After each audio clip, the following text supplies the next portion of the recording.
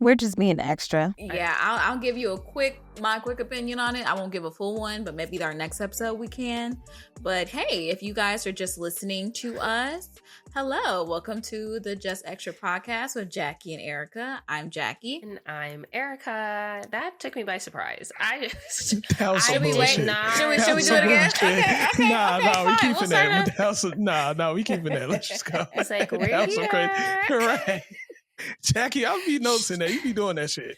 I really just thought she was. nowhere. Yeah, I thought she was just like talking about it, and then here we go. Anyway, so we're just gonna start our podcast, like we typically do with our extra thoughts segment. So this is where we talk about our previous episode, which we had a guest. If you haven't listened, you should definitely go back and listen to Intimacy and Identity with Joycey. Our somatic intimacy and relationship coach. So, Jacqueline, thoughts? I really appreciated the conversation. Just side note, she has a very nice speaking voice. So it's just very calming, very soothing. But overall, I appreciated the conversation. She definitely was talking to me on several points, especially with self-soothing and setting boundaries and shame. Yeah. Big thing on the shame. I just felt like it was a really good chat. And we don't do a lot of interviews, but I will say like there is something here with us when we do future interviews, like creating like a good outline and creating a balance of like, staying on task and staying in line versus like letting the conversation flow, because you can definitely tell when things shifted. Probably it was a finger in the booty, but That'll do it, won't it? Okay. Should make a lot of shifts. Wow. Yeah. Did you think about your self-soothing techniques? Just kind of talking to myself and just kind of like calming myself down. And because I've been tested a lot this week. I'll talk about it a little bit more, but just acknowledging my feelings, like, girl, you are hurt. You are stressed out. It is okay. It's okay. Okay. I'm still doing dry January, so I can't, unleash the beast via alcohol, but we don't really want to make that a thing in the future anyway. So, we'll try. I'll tell you a little bit more. I'll just check in with me later. Okay. We'll see. We're working progress. Yeah. A lot of people talk about like breath work. So I don't know if that necessarily like works for me just yet. I have attempted to do some breathing over the course of this week, and I breathed my way to some wine. All right. She said, "Fuck that." Okay, we're not doing that. Okay. Okay. No, I understand. But are you doing okay though? Well, we'll get into a little bit more, but yeah. Well, what do you think of the conversation? I thought it was a really great conversation.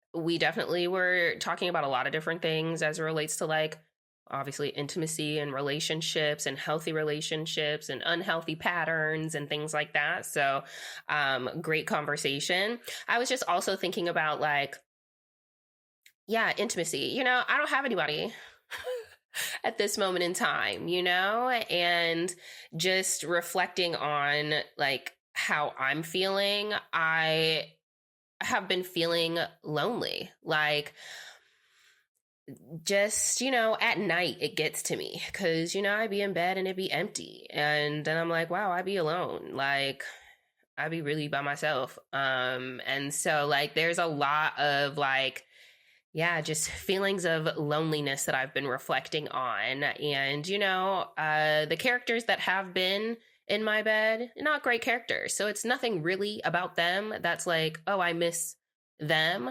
I just, I even kind of mentioned it in the episode about like my relationship with sex and validation and things like that. And so I'm like, well, I really have nothing going for myself these days. And so that's a whole other component that's just like here. So we're smiling, but we're not. So is this your first time like actually like being like single or alone or not talking to anybody? No, I mean, things like that come and go all the time, but I think this is like my first season of being alone and like literally having nothing. Like, I'm not going to work, like Mm. there's nothing happening right now. So, yeah, it's a very interesting time. I'm going to cry. You know Oh, you're don't allowed cry. to. Yeah, you can. Let it out. You are allowed to. Anyway, we'll get there in the real catch up. So that's those are my extra thoughts, and yeah. Well, I was gonna ask you. Well, okay, I'll hold the question for later, but I want to dig into it a little bit more as to how you are going to personally manage yourself. Um, because you're right, you were in a different phase of life. If you were single, you at least had a job to like occupy your time.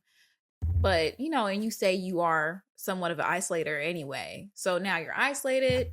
you know there's the unemployment, and then you ain't no penis available, or at least good penis available with good character you know but yeah, I'm interested in like diving in a little bit more and seeing how you're doing, but you are allowed to feel this way. This is new Mm-hmm. for you. Yeah, I don't think I feel bad about the way that I'm feeling. I think it is a normal thing to experience. It's just who wants to experience it. It's humbling. It's a humbling experience for sure. Let me tell you that. Oof. It ain't no fun. Yeah, when we get to my catch up, I almost think that I'm just gonna read the thoughts that I've had, and then we can dive into them. But yeah, Jacqueline, catch us up. What's going on with you? Okay, guys. It's cold outside. I mean, it's a little better these days, but I don't know if you heard on the news, but all of these southern states got snow, more snow than they were actually anticipating. And y'all don't know how to act out here. I know back in 2021 when we had that huge snowstorm, it wasn't even that huge. It was just more so ice than anything. Power went out, water went out. We're all staying in one up there. Everyone's in my apartment because there's no electricity, and then the water goes out, and then we can't flush the toilet, and then you know how that goes. Just a whole bunch of shit. Literally. Really. No, it was we had to do what we had to do, okay? I'm not very proud of it, but okay, we're over What that. y'all went outside? Not really. Anyway, we're not talking about that, okay? All right. I was okay, glad fine. I was we had not the shit there. Okay, we had the shit in bags. Okay, luckily I am a Black person that hoards, Walmart bags and stuff like that. But I'm like, okay, y'all can pee in the toilet, but you can't shit in the toilet because we can't flush it. So because we have to use water to flush it, we don't have that much water. Okay, so if y'all are shitting, you need to shit in a bag and toss it outside. Okay, now did Wait a minute, everybody not follow toss the it rules? outside. Wait, toss it outside where?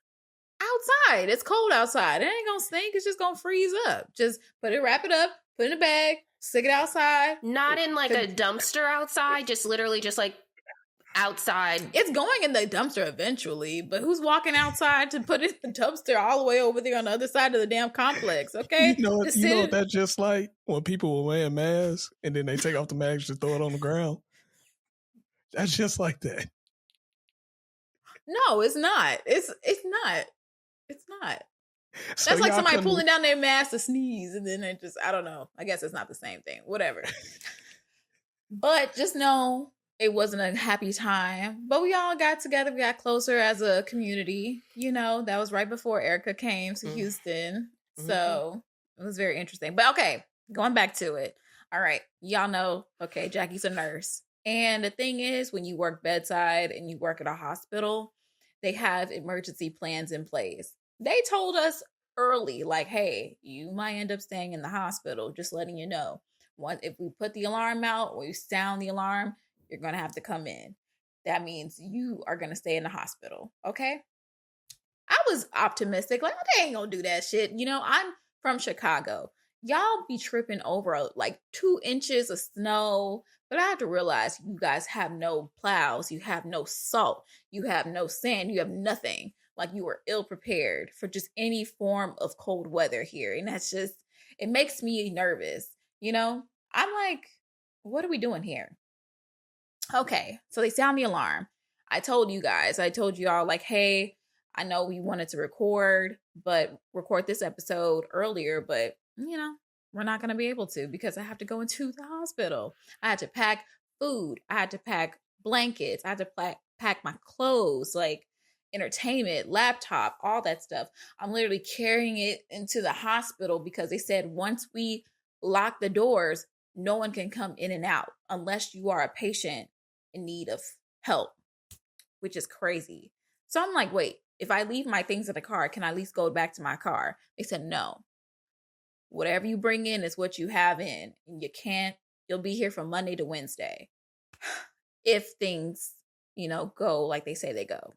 So I'm over here like, wow, okay. Where I slept, they said that the accommodations were a lot better this time around than the 2021 situation. We had our own rooms. We shared with a night. It's a PM crew, AM crew. AM crew, you sleep while the PM crew works, and then vice versa. You just have to pack your things and move it to the side. So that's what I did.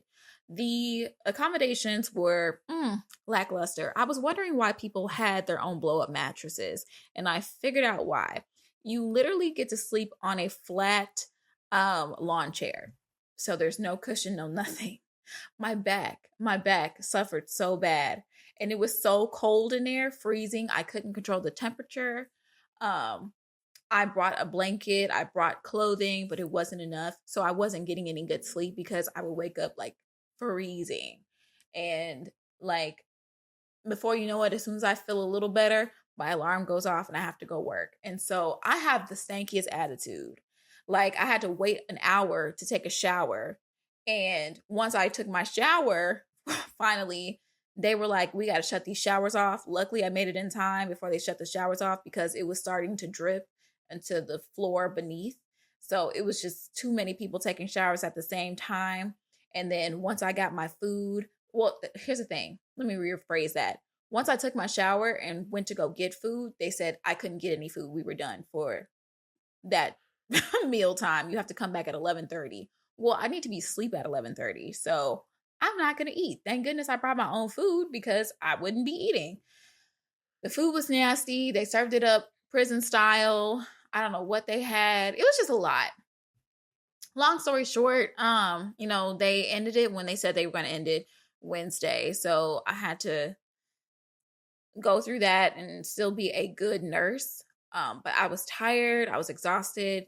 I can't hide my face when it comes down to certain things. So I was looking real stank and I didn't care about it. Okay. And you know who also stank? Some people who didn't wait in a shower line for an hour. Cause somebody was in there musty. Okay. I ain't gonna say who, but you could tell who didn't get in that line. Okay. Cause bitch, are you wearing the same scrubs as yesterday? Why do you smell like that? It smelled like earring bags. It just stank. It just smelled like that sweat that, like, when you sweat and you let it dry on you, it just stink. Anyway, okay, we're in this together. We're all in this together, right? We're trying to be upbeat. I'm not upbeat at all. And then once we saw the snow actually landed and hit the ground, I was like, this is beautiful, but it makes me afraid that I'm not going to go home. Okay. So I text Erica. I'm like, I don't think they're going to let us out. Can you do the preview? Can you help me out this week? And I did not want to do that because I don't like asking for help in that way, but I'm just like, thanks, girl. Appreciate you for coming through. And then they finally let us out. But why did I get an email saying that I still had to come into work that Friday? No. So one of my coworkers, they didn't get all their shifts this week. So I'm like, well, girl, why don't we just switch? And she said, great, let me get all my hours because you already got your hours, your 40 hours for this week because they paid us for sleeping over. And I get an email back from my scheduler and she's just like, are you going to do your third shift on Saturday? Do you want to come in Saturday? No, because you called me in on my off days anyway to do this thing. You made me sleep on this crap. You didn't have no food for me. And then you still expect me to come in? No, give my hours to that girl over there. I already got my 40. I don't care about no overtime. It's to that point where the fact that I don't care about overtime is ridiculous, because that would have been a pretty penny. But no, I'd rather pay to just be off at this point. So let me wrap this up. It was a horrible time. Wouldn't recommend doing it again. What do I have to add? If I don't get my time off, I'm not a good nurse. And I don't want to hurt anybody. And I think it's, while some people are for the money, I'm not for the money. I do want to maintain my way of living, but if I know I'm not going to be a good nurse to any patients that I serve, I should not be at the job. And I hope other nurses understand that as well. Because I can tell who's in here angry as hell and just treating people any old type of way. I don't want to treat anyone any old type of way. This is somebody's mother, somebody's father, somebody's brother, somebody's husband, somebody's wife. So I'm going to take my days off, like I said I was going to, and don't call me in. I'll call you because I want to be a good nurse. That's it. The end. Damn, I wish I had some like gunshot sounds or some shit like that. Like, you can add them in. Damn. Pow, pow. Oh, no, not that one. I don't know what that was. Okay. Well, you can add them in, replace yours with better ones. Yeah, the way that you ended it is the very first thing that I took a note on, which was just that like, oh, well, this explains why doctors don't have good bedside manners, okay? Because they're put into this kind of situation where they're very uncomfortable and, not eating and potentially not showering, not taking care of themselves, cold, all the things. So I want to have some empathy, towards that, but then also the petty in me is like, you signed up for it. I don't know.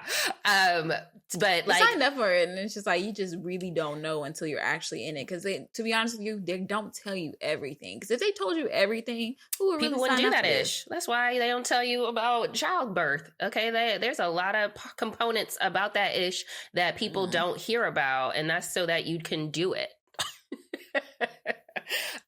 But no, that sounds incredibly awful. And, I was telling my sister about how, what you had to go and do. And she was just like, oh, well, that's when she was like, I just said, text me everything that you're about to say, so that I can share it with you about the other options in medical care that like you can potentially pursue that are lighter loads, that, don't have you going through potentially all of this. I'm really sorry that that's your experience. I love being comfortable.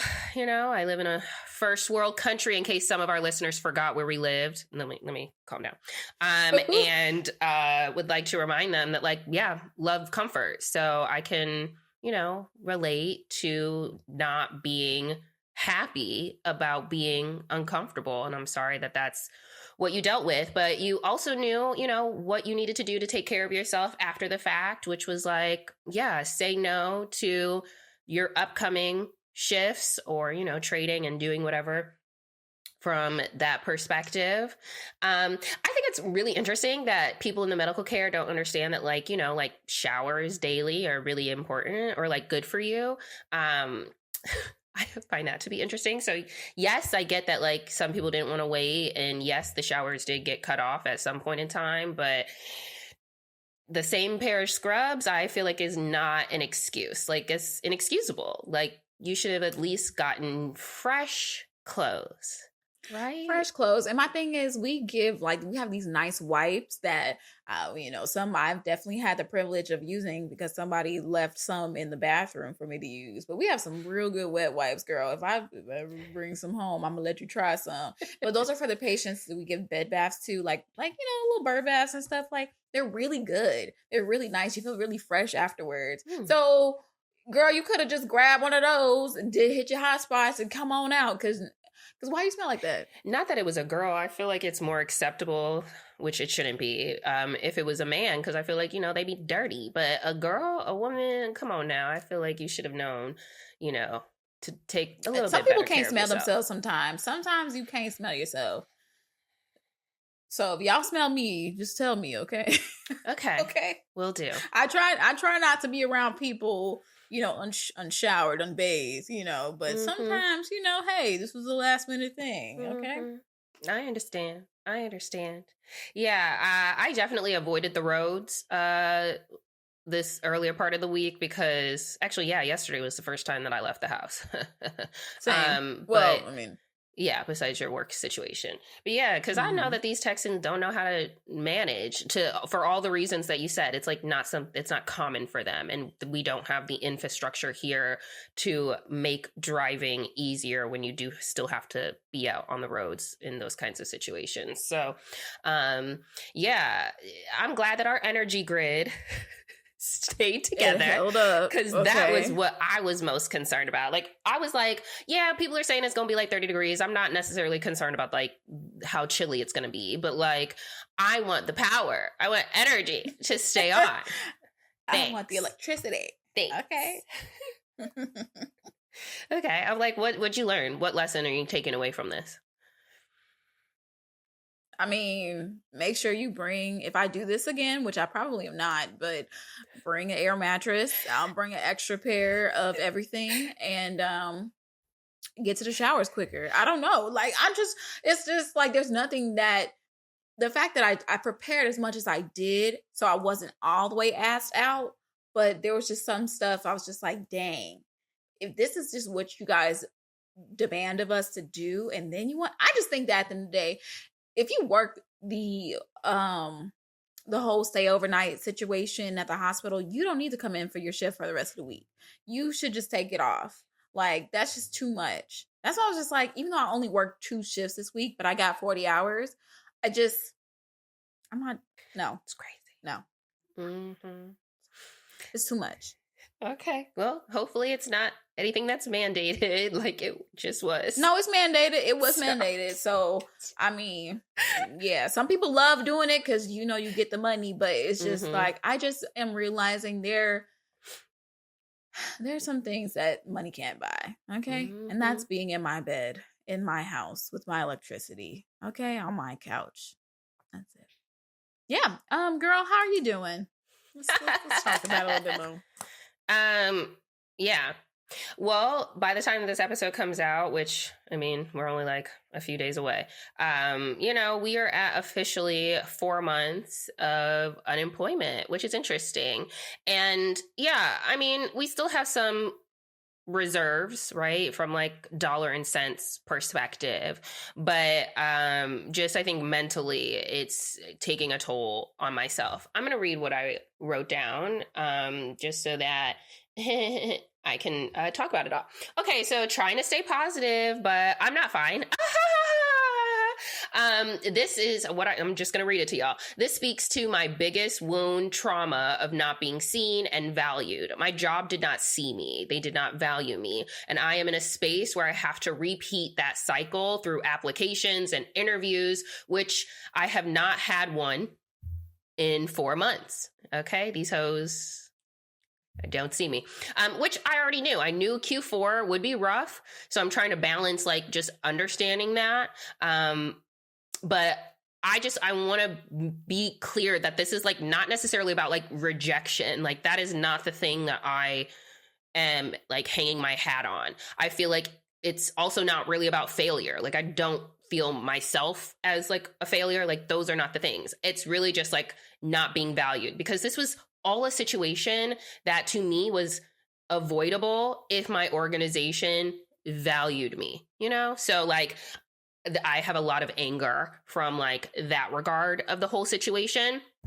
And then, yeah, it just feels like, we've been on like a emotional roller coaster where sometimes I see like a light at the end of the tunnel and then it gets taken away, even from like the fact that I got the referral from a previous manager that I had, and then just like not hearing anything. So it's like, ooh, inkling of hope. And then it's like, nope, not really here. But maybe it is. Who knows? Maybe they just take all freaking 8 billion years to communicate to you. Who knows? Not me. I wrote financial insecurity. Again, I'm okay. I have reserve. But I keep imagining like, you're okay now, but like, how long is this going to go? Like, y'all know, I hate the unknown. Like that is my biggest fear, like the unknown.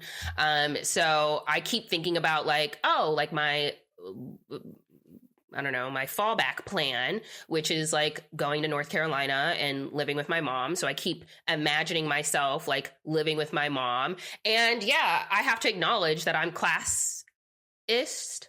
What is that? Like elitism, like those are things that I have to be like, oh yeah, girl, you one of them. Okay. You be shaming people. So now I'm just thinking about like, I'm going to be those people.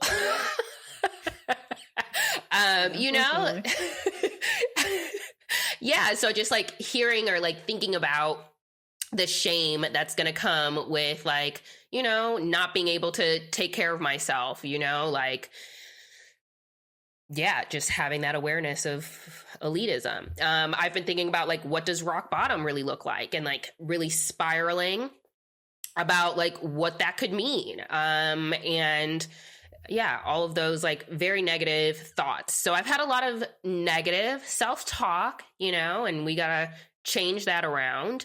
I have, however, been talking still to camp counselor, and that kind of has been a little helpful. He's been really affirming, so I appreciate that. And we kind of have a book club going on at the moment. So we've been reading a couple of different books. The Gift of Imperfection by Brene Brown, and I can't even remember the author of the second book, but it's called like the E-Myth or whatever, which is more so about like people who are trying to be like entrepreneurs and like things that they should be thinking about. And so we're having some like business minded conversations, and yeah, I mean, that has been helpful, but I do also have to talk to myself, in a better way. What else do I have here? I said that I hate that my future is in someone else's hands. I can't hire myself. That's kind of why I want to be an entrepreneur, because I feel like I would have more control. But I'm also anxious about being an entrepreneur because there are so many things that I don't know when it comes to like all of that stuff. So, that kind of really leads me into like this freeze mode, like I'm making very little progress. I did talk to an old coworker who, she was like, some of the things that you are saying are very like corporate about like, you're not being productive or you're not moving the needle. And she's like, that sounds all corporate. And like, you are not corporate. Like, you are a human being.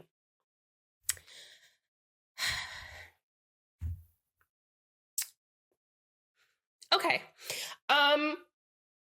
What else do I have? I have, it's okay. Just focusing on things that bring me joy. So, there's energy being put into the podcast. I love this. I love talking. I love what we're creating here. So just trying to focus there. And then the last thing that I have listed here is just also the changing political climate. Because I'm passionate about advocating for people and helping people, and that is becoming so hard to do.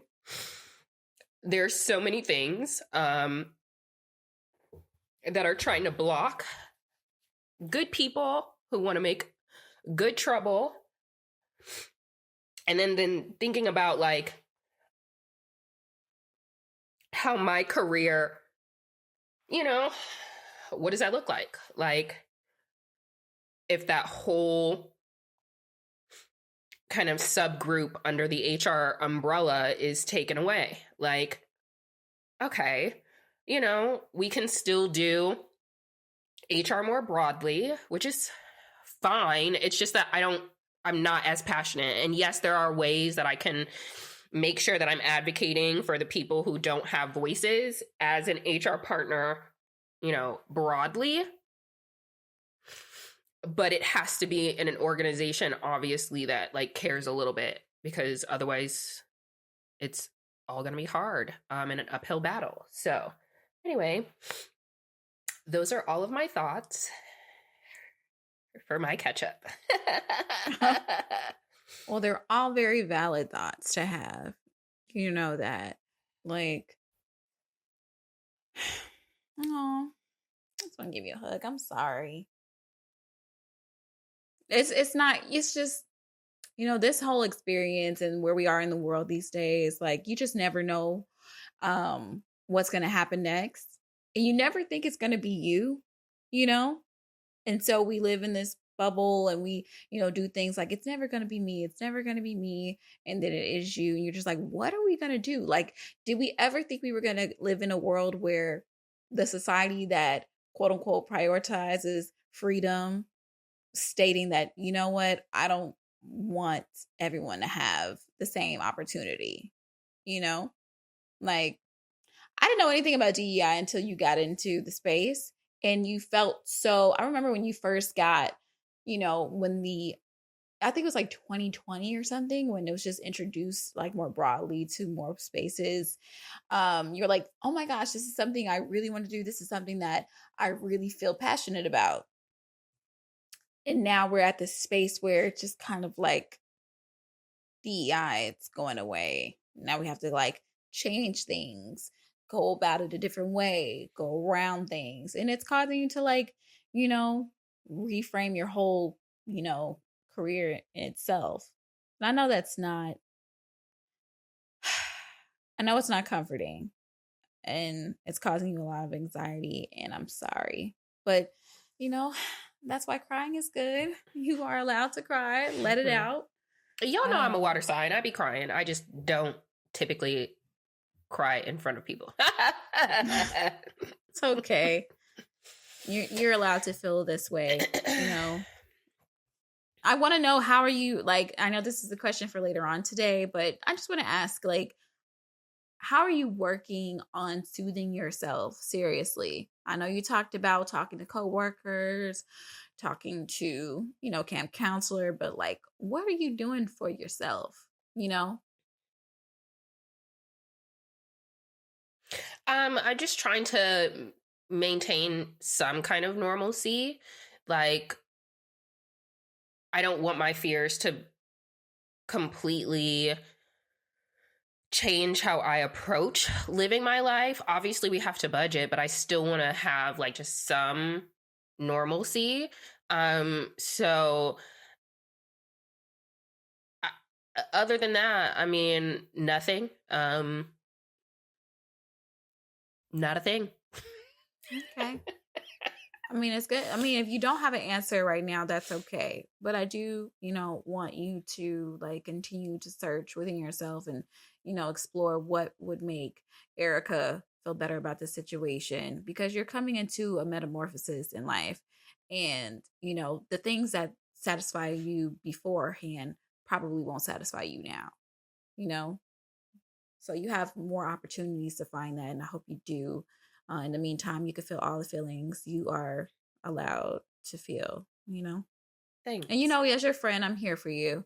So now I want to say, it is funny that you talked about like, I am elitist, I am classist. This sucks. Like, it's just interesting, because it's like a lot of people who were making well over 100, K a year, they're all finding themselves in like this place of like the unknown, it's how a lot of people are losing their jobs in tech, in middle management, and people who did not think that that would be me. It's just like, it's happening, like, cute.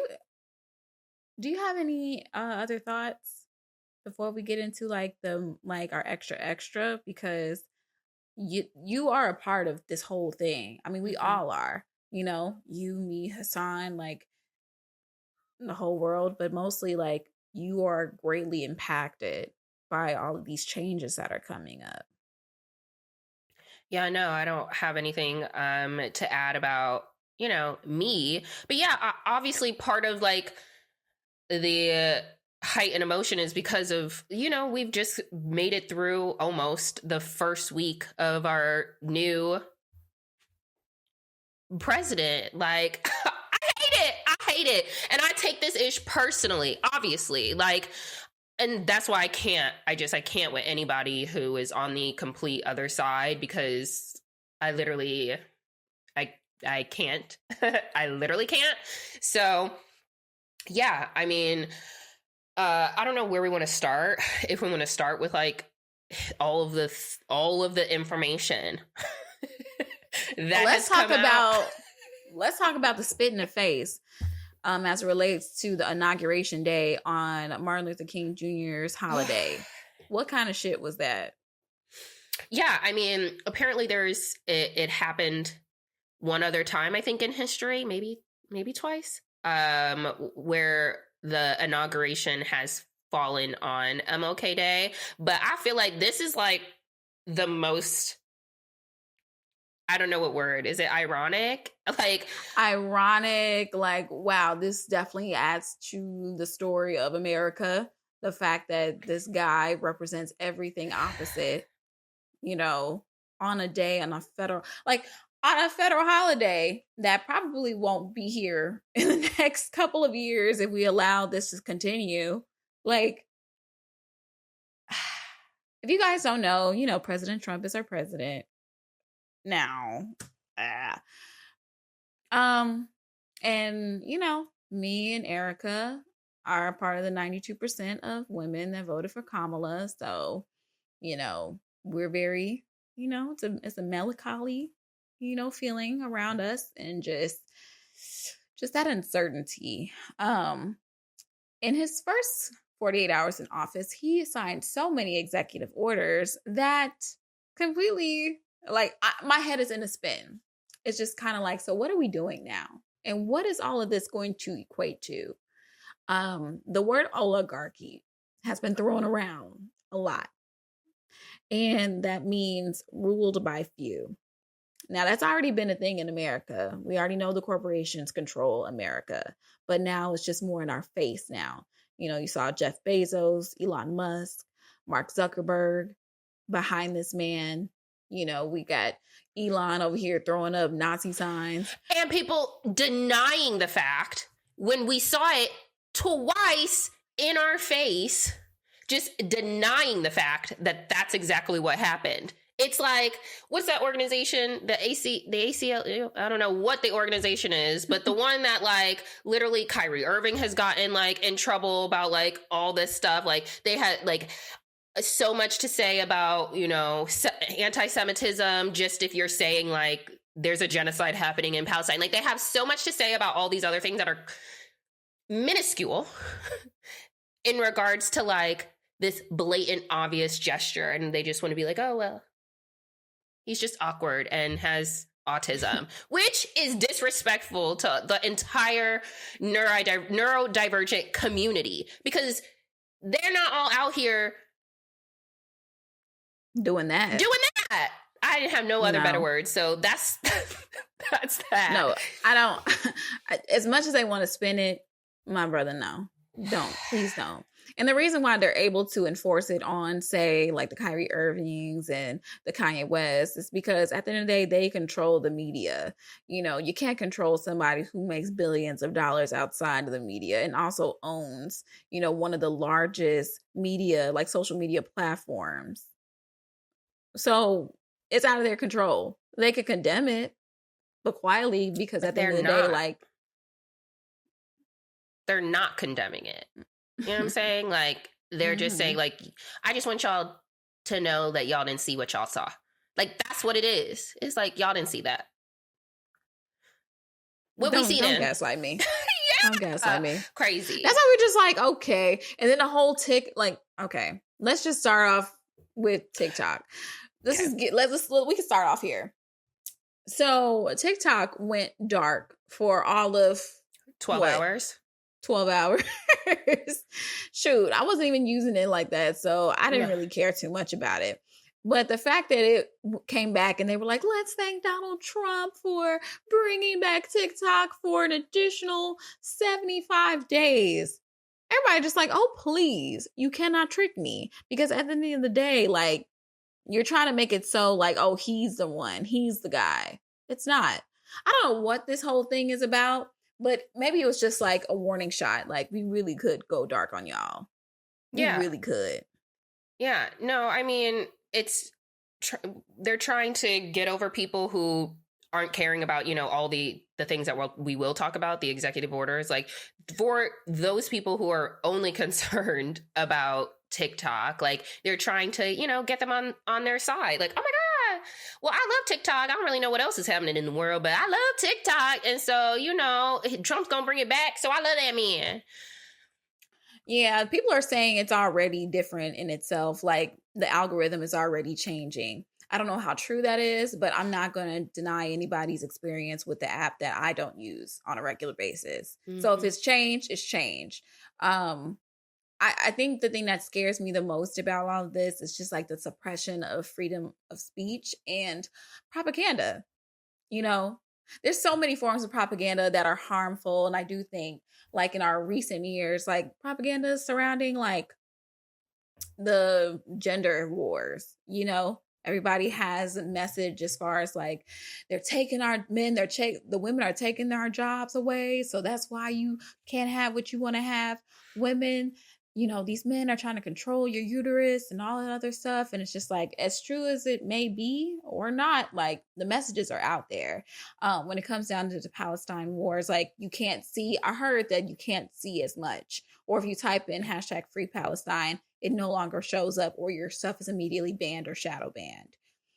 And that's what they're mostly scared of. Like, it wasn't until, like, they're really just concerned that we are getting information out to each other way faster.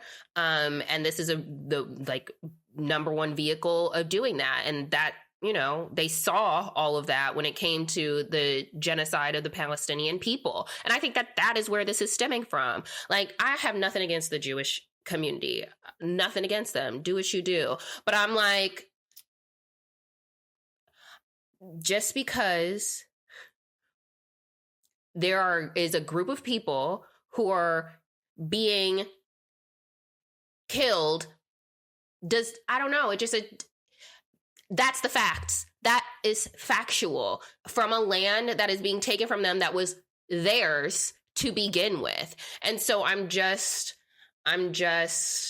like, y'all got so much power and your voice is cared about so much that it's really at the detriment of these other people that just don't have that access. And it's really unfortunate. It's really unfortunate, and I don't like it. I hope I say this right, but it's not anti-Semitism. Is it Semitism? Anti-Semitic. Semitic. There you go. It's not anti-Semitic to say that at the end of the day, a group of people does not represent like everyone.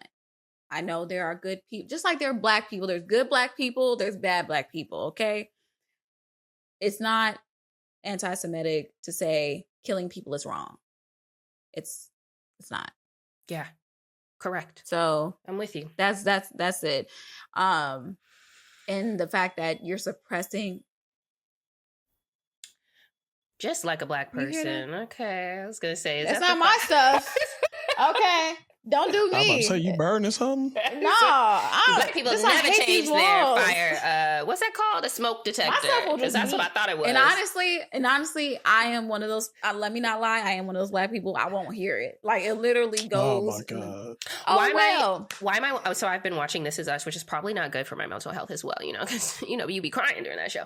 But yeah, that's how Jack died. Spoiler alert. Okay, if y'all never watched it. Okay, they forgot to replace their batteries in their fire detector. Oh, you haven't seen this show, Jacqueline? I saw the show. I was watching it a long time ago. Yeah. And you know me, I can't finish a damn show to save my life. So you need to watch the show. I was crying a lot when I was watching it. That's what I remember about This Is Us. But like, just going back to it, like, just at the end of the day, wrong is wrong. It's not it's not anti-Semitic to say that you're suppressing people's freedom of speech and, you're hurting people that, don't deserve it. Maybe some, but not all. And right now, it's affecting a lot of people. So I'll leave that there because, child, the powers that be, I don't know. Okay. So I'll I got leave a that question there. for y'all. So they said that people are selling their iPhones with TikTok on it. Uh-huh. Are y'all gonna do that? No. They said it's up to like 50,000. I might actually. That's crazy. We might need to go Look, that way. I was thinking about it too. I was like, look, What? I got Is another that phone. real? And do we need to support Yeah. Apple? Are they on the bad company list too? Because listen, maybe we'll go back to Android. Okay. Although I hope am not. confused every time I touch my mom's phone. I'm like, I don't know how to work this. Yeah, same. Yeah, It's just a lot going on I there. don't. I used to be an Android girl first. Same. And you could like customize it and all. Mhm. It's just, but this is too much for me. Just give me the straight basic stuff, and we'll go from there. Going back to flip phones. Let's talk about another what executive order. Let's go through the list. About, I was going to just like name them. I just wanted to tell the people what's happening. Okay, there's a ton of executive orders. I'm just going to try and go through them. So first and foremost, there's an immigration executive order. So Trump promised mass deportations, but really hasn't talked about like how he's going to do that. For those who listen to this podcast, that we're all Chicago-ish natives. And I was hearing obviously that like starting as soon as Tuesday that ICE, was going to be sent to sanctuary cities like Chicago. And even this morning, I think I was on Instagram and there was a school on the south side of Chicago where the immigration agents were coming into the school, but the school, ended up stopping them and not allowing them in. There's so many things that you can do. And I wish I would have looked up a list. I've shared some things on my social media. So if you don't follow me, at least for that. You have rights. Okay, so just because somebody is knocking at your door, you do not have to let them in. Like you have rights as a human to like protect yourself, and there should be order to these things. And so, go look up some resources of, things that you should do in order to make sure that you're protecting yourself. But like, that is wild. Like, they're just literally just gonna go into these schools and snatch children?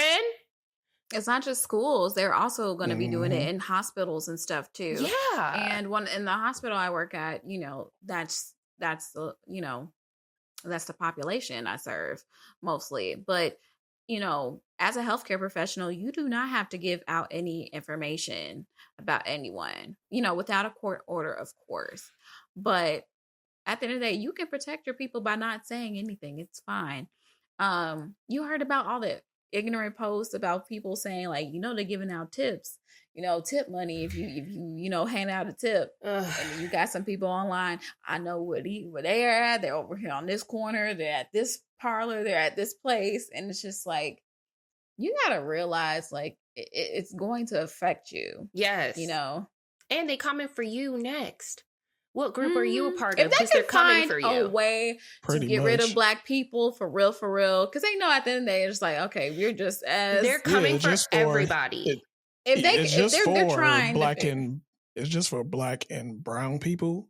That's it. Because it's not about like there's other immigrants coming in. That's why I'm like, this stuff about him talking about like the border and like, I don't even remember what the app is called. I'm so sorry. But like, even like that app to like help streamline appointments or whatever for entry for, refugees and things like that. But like, you're so focused on the southern border that like, again, that's why it's a race issue, an ethnicity issue, because again, how many of these white hoes coming from the other European countries are coming in? What about them Asian hoes that are coming from the Asian countries and coming in? Like, what is your like obsession with the Latin or like the Black identifying or phenotype type like coming in? Like, They just want somebody else to blame for the fact that this economy is going downhill because so much is concentrated at the top. But they don't want you to look up there. They don't want you to say, hey, you need to pay your share. If I'm paying taxes, you need to pay taxes. They're like, nope, you need to blame these people that are coming in and taking your good Black jobs or taking the jobs from all this stuff. When you are, there's just a lot of uneducated people. They just want to go with the thing that feels good to them. The news that feels good to them or makes more sense to them or something that they feel on an everyday basis. It's just like, yeah, I can look over here. I can point to the bottom because it makes them feel good. At the end of the day, people aspire to be billionaires and they can't be billionaires. And for some reason, they feel like we need to uphold these people because I hope to one day be up there one day. And you're not. Okay? You're not. No, that's really real. People do have like obsessions with like being millionaires and billionaires and like they think that like, oh yeah, well, like they're fine because they give back with their money. They worked hard. They contribute. They make $1 million donations and they blah blah blah blah blah. And it's just like, one, they're getting a tax break on that donation anyway. And if they even paid their fair share, again, I'm not in politics yet. Maybe. Who sees? Who knows? I don't know. Who knows, girl? I can see it in your future. If it's just a way, I could see you being like, in Congress. Like, you could be like, like the hot. Okay, this could be the start right now. Yeah. They'd have to jump over all them sex tapes that are out there. Don't say, hey, look, you didn't say it, they don't exist, but it's too late now. Whatever, we all do it. Okay. Anyway. Not me, girl. Okay.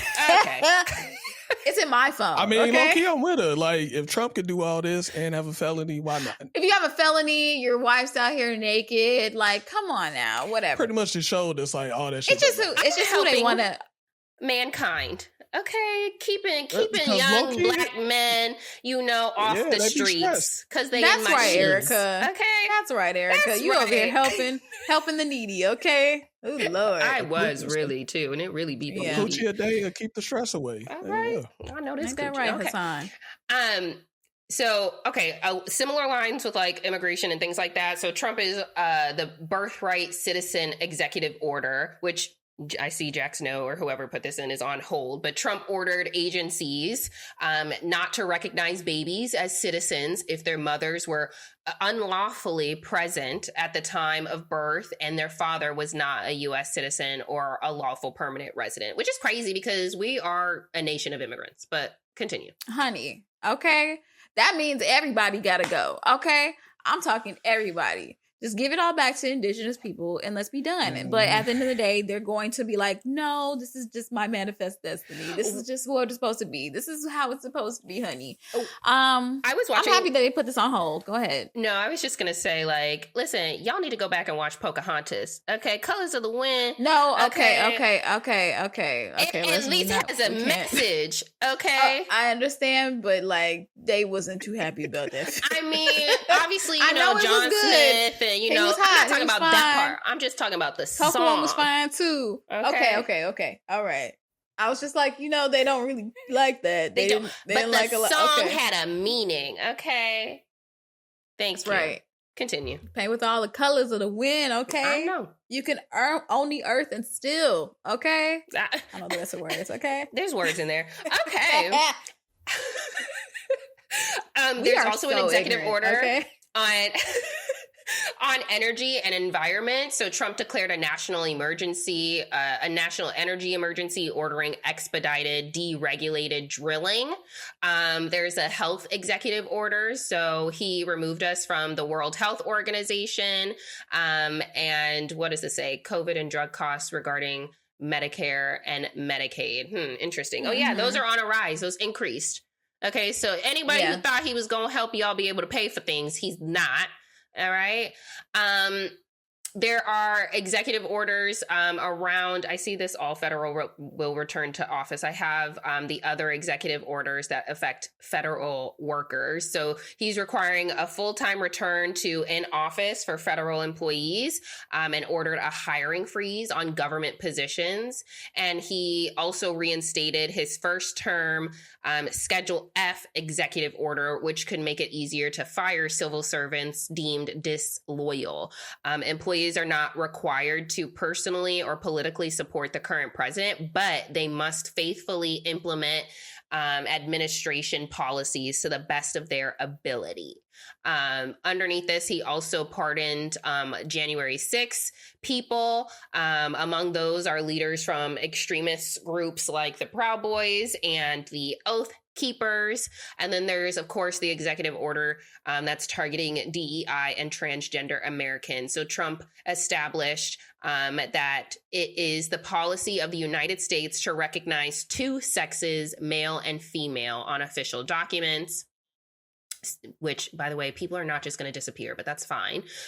Trump, as a part of his crusades against what the GOP decrees as woke culture, ordered that dismantling of government diversity, equity, and inclusion initiatives within 60 days. So Trump ordered all executive departments and agencies to terminate what he called discriminatory and illegal preferences, policies, programs, guidance, and other provisions, and to combat illegal and private sector DEI preferences, so on and so forth, which includes the Equal Employment Opportunity Order of 1965, which was signed by former President Lyndon B. Johnson.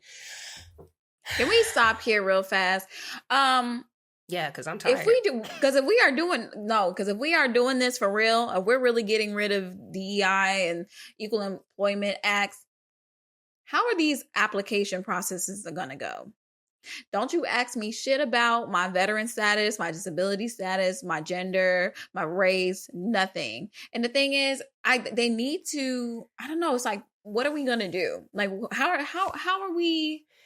how are these practices going to be put in place? Because my thing is, if we're going to really do it for real, and not let somebody just come in just based off their race, we need some proof.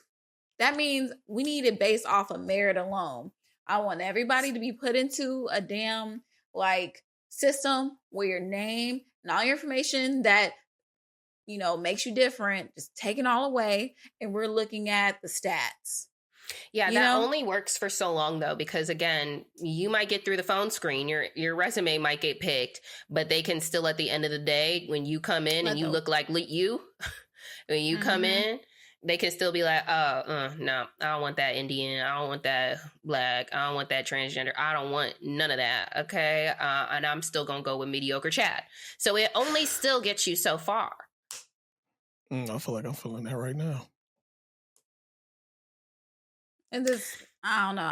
I hate this because how can I prove to you that at the end of the day, I made it through based on me doing the work, and we just need a company that is just going to represent everybody? I don't know. I'm frustrated because the same way they kind of shaped it to where, it's attacking another group of people. It's not giving another group of people, quote unquote, the same opportunities as they used to. We need to do something to where, these practices are just against the Constitution. I hope there's a stop in place. I didn't even look to see if there was a suit put in place, because it's a slippery slope. Once civil rights and equal opportunity is removed, it's going to affect not just the hiring process, it's going to affect, us being arrested, the judicial system. We're really rolling this shit back. And for what? For what? Because they mad that they actually have to be more than mediocre to get things. And they were like, ew, we got to work hard. Don't want to do that ish. So let's make it so that we don't have to, So, but like you're saying, it is actually going to impact the structures that are making these kinds of selections, right? Even when you think about corporations, if you want to innovate, you need diversity, like on the purest form, because otherwise y'all all got the exact same background, experience, ideas. Nothing new is gonna come from everybody who has the exact same perspective. So how are you going to break into a new market that you don't know anything about if you don't hire somebody who represents that market to be able to understand that lingo, what that demographic likes? How are you going to be able to sell anything to anybody who doesn't look like you? You don't know what we like. Also, us as Black people, we make so many cool things. We make everything cool, okay? So y'all got to take from us in the first place. So y'all don't even come up with none of your own ideas. Truly, y'all the number one thieves and stealers. Okay. So I just don't understand. Like, y'all are shooting yourselves in the foot. Okay. And you don't even realize it yet. Because if you don't know how to market to us, we're not going to buy. And we are a really large consumer base. Okay. So good luck. Good luck. You know what's funny? People are saying this is the time, you know, if you have means, this is the time where you're going to make a lot of money and you need to kind of like lock in to create money. But I mean, did you hear about the whole meme coin situation? How Trump created his own like Bitcoin or something like that. And is it orange? It rose and it rose in value and crashed so fast within 72 hours. Like, people lost thousands, millions of dollars. It's crazy. Like, people got in when it was like under $1, and then when it rose up to 75 and plus, I don't know what's the highest it went to, but the fact that this happened within a week and so many people lost money, like, I am so afraid of what's going to happen on an everyday basis, because so many people are being affected and everyone's trying to figure out a way, well, it's not going to be me. It's not going to affect me. But it is. Like, your investor. And also, white women, I'm going to need y'all to understand, DI helps you the most. The most. And I don't know what you got in, it's not every white woman, obviously, but those that think that, this is for that one Black person in the office, like they're just a DEI hire. We should have made that space for Brad or Chad. Like, no, honestly, the space was for you because you benefit the most from it. Absolutely. White women definitely benefit the most from anything that is considered like affirmative action or equal employment. Like, y'all are the number one beneficiaries. So good luck to y'all, first and foremost. But yeah, I mean, after all of this whole week, like, you continue to see these dumb messages that I don't know, I find them incredibly annoying because it's like, oh my God, wait, I think I'm realizing now that I made the wrong decision. I think I'm realizing that I voted wrong, actually. And that is upsetting me. Like, anytime I see something that says like, oh, I should have done more research, I'm getting annoyed because it's like, why didn't you research that ish in the first place? Like, why did you even think that he was, I just thought he was kidding. I just thought Project 2025 was a joke. I just thought, I'm sorry. How? Why would you think that that's a joke? The funny part is white people that's saying that too. Like, I've seen some videos where I forgot, it was a guy that was in the military or something. He was an old veteran, and it was something that was cut off. So he put up a tweet saying like, "Hey, Trump, like, I voted for you. Like, I'm one of the people that voted for you, but it's like, but you just did this and cut my income off. Like, yo, what's up? Like, I was with you. Like," and it's so funny to see that. It's kind of like, yeah, he really don't care about y'all either. Like, looking at the veterans are taxes, included in DEI as well. Like, veterans and disabled. Yes. People who are considered a protected class are going to be affected. Y'all want to talk about the woke society. You all here focusing on Black people and Hispanics, but at the end of the day, you have white women that are affected, veterans, good old veterans, these proud boys that are over here, quote unquote, off their disability check and want to keep things the way they need to be, quote unquote. You're going to be affected. Things are going to be torn down for you. Who are not even aware, like, so I definitely just lost like benefits or whatever, blah, blah, blah. And it's like, oh, what you mean? It's like, well, I thought Trump said he was getting rid of Obamacare. How, like, the Affordable Care Act is Obamacare, you dumb idiot. Like, you asked for that ish. Oh, yeah, they called it Obamacare so you wouldn't like it, you racist hoe. Like, yeah, so good luck. Try and stay healthy now, hoe. Like, people are being so dumb. People are being so dumb. And y'all are finna get what you deserve at this point. So I'm not. And they're gonna keep you dumb too. And they really are, because the Department of Education, all the book bans, they really, so, okay. That's what we got for the extra segment. Moral of the story is, baby, when you think it ain't you, it's all you, okay? Do your Googles, do your reading, stop getting all your information off of Twitter and TikTok, because now look at you over here hiding. Nah. Okay. Well, let's talk about it. You know, all of this, I call this 2020, this episode is about anxiety. You know, everything that we're talking about is related to anxiety, especially around employment, how the presidency is going to affect DEI, our freedom of speech, our civil rights, all of these things. But let's talk about just overall how anxiety affects us in general. You ready to get into it, Erica? Yes, please. Okay. So, anxiety. You know, I feel like we talked about it before, especially as it relates to fear. But if we can get to a more scientific base, anxiety is related in the brain in the amygdala. The amygdala is where your fear processes. And if you have chronic anxiety, funny enough, after they done imaging of your head, they see that the amygdala is actually larger in some people than others. You know how some people have anxiety and some people don't?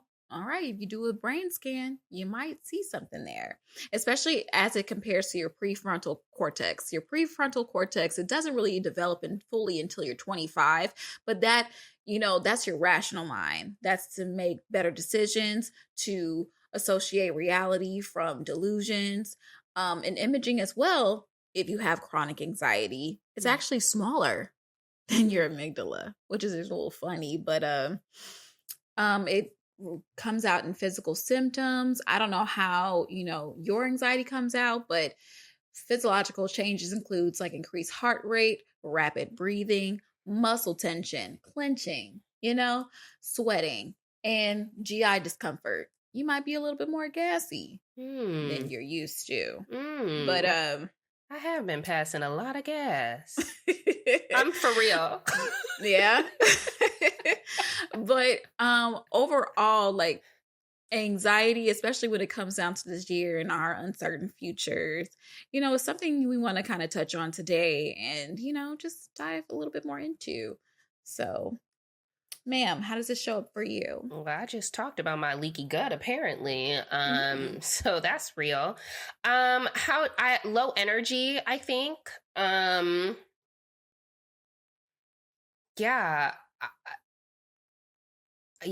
don't know. I'm like, other physical symptoms, I'm like, besides just a little low energy, you know, which I've been trying to think about like this whole week and try and like separate like what the symptoms are, because you know it was also my menstruations this week. Okay, so I was bleeding out my vag, and you're also California sober, so that also could be a thing as well. All right, what's today? The 25th. All right, we going strong. That's like 2 weeks. That's good.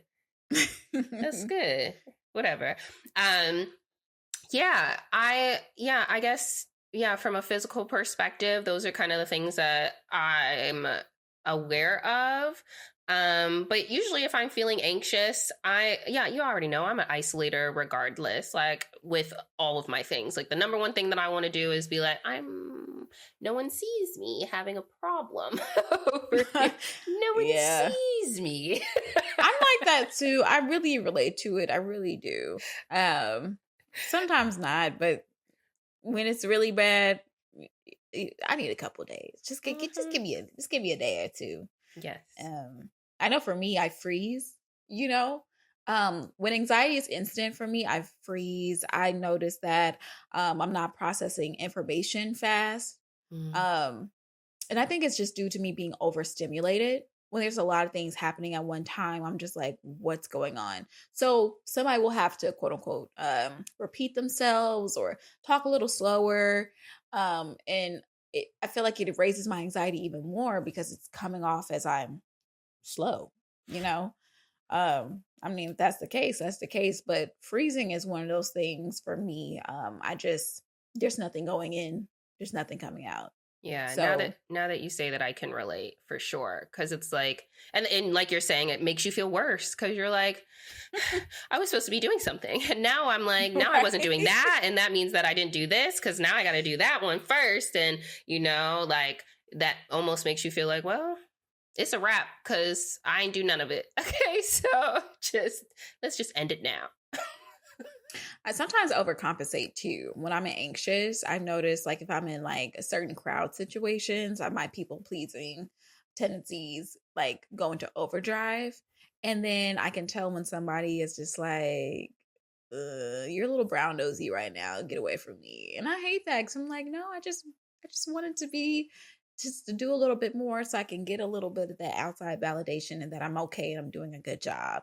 Because sometimes I hate when I'm like in a situation and I feel like I'm not doing enough. I'm not contributing to the environment because I am a quiet person sometimes.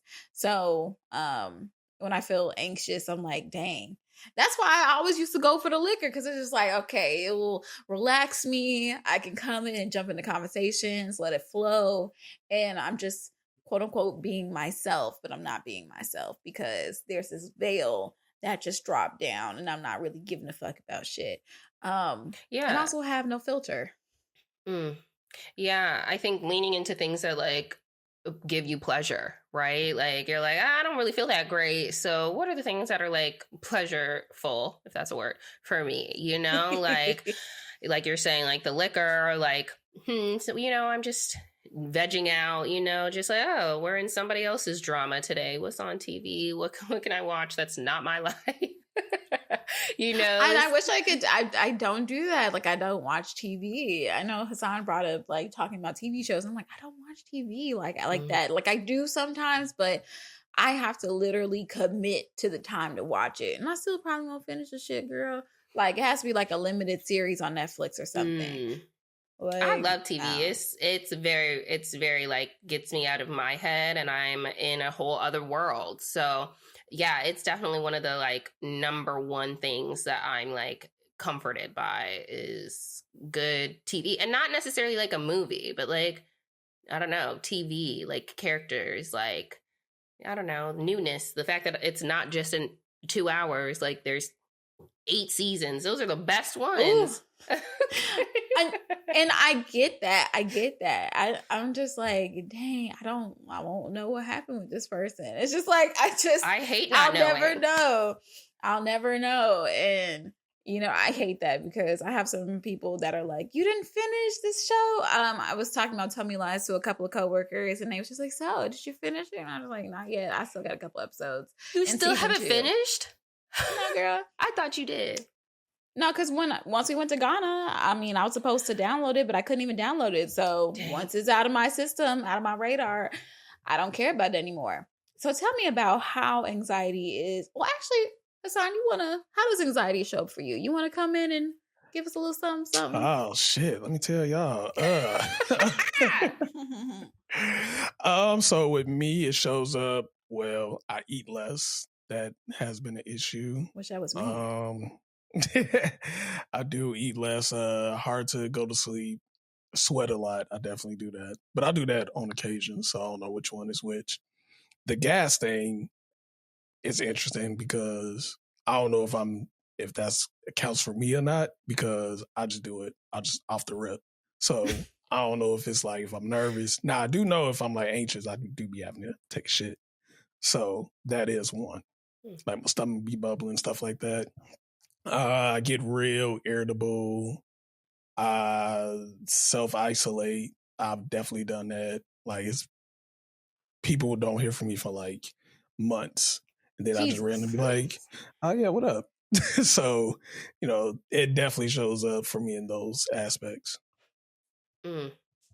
Interesting. Yeah, the only thing I want to do is I love sleeping. I'll be like, the next day will come and this one will be over. So that's amazing. Okay. So, but I love sleep in general. But yeah, I've been doing a lot of like 8 p.m.s and like really be sleeping. Like I've been sleeping like 10, 11 hours.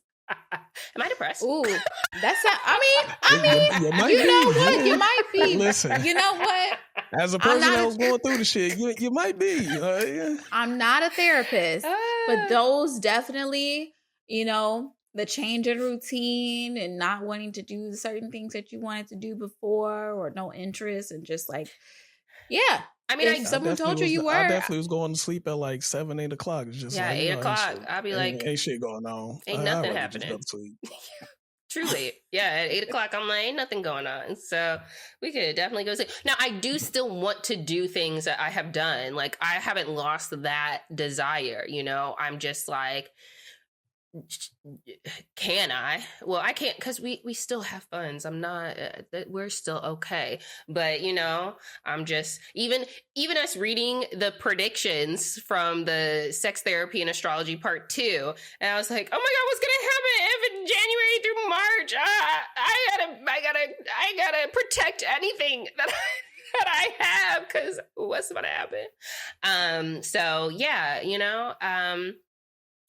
yeah, I think those are some interesting symptoms that you're sharing, Hassan. The eating, I feel like that's very regular for me still. Like, I don't think that I'm eating more or less.